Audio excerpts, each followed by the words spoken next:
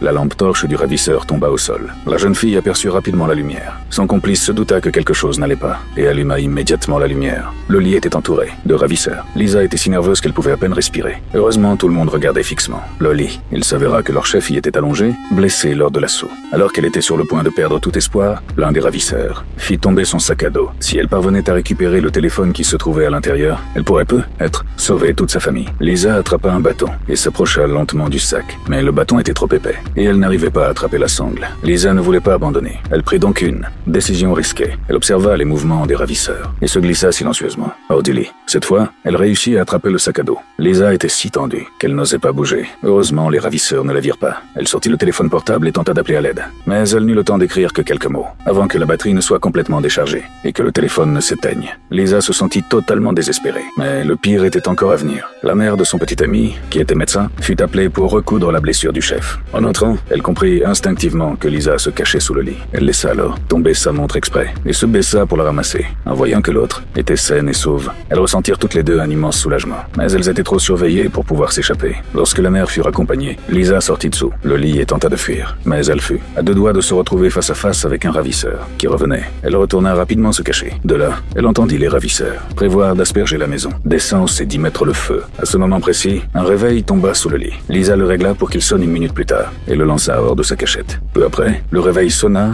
et détourna l'attention des ravisseurs. Lisa en profita et sortit en courant de la pièce. Elle marcha sur la pointe des pieds et s'approcha de l'escalier. Puis elle descendit en courant. Elle était sur le point d'ouvrir la porte, mais aperçut un homme, inconnu à travers le judas. Lisa dut retourner en courant. À l'étage, elle entra dans la pièce où son petit ami et sa mère étaient ligotés. Elle voulait les sauver, mais entendit un bruit derrière la porte. C'était le même homme étrange que tout à l'heure. Lisa fut obligée de se cacher dans la salle de bain. À ce moment-là, les ravisseurs le remarquèrent également. Ils le poursuivirent et le frappèrent, jusqu'à ce qu'il perde connaissance. En voyant le sourire malsain du ravisseur, Lisa ressentit une terreur extrême. Elle voulut ouvrir les rideaux pour s'échapper, mais le ravisseur se dirigeait déjà vers la salle de bain. Tandis qu'il admirait son reflet dans le miroir, il ignorait que quelqu'un se cachait, juste derrière lui. Lisa était suspendue à la poignée de toutes ses forces. Ses forces l'abandonnaient rapidement, mais elle n'osait pas bouger. Ce n'est que lorsque le ravisseur eut fini de nettoyer le sang et qu'il partit, qu'elle put enfin respirer. Elle était sur le point de s'échapper lorsqu'elle entendit un cri. Elle se souvint que son petit ami était toujours entre les mains des ravisseurs et prit une décision désespérée. Mais en entrant dans la pièce, elle vit le ravisseur en train de sucer le pied de son petit ami.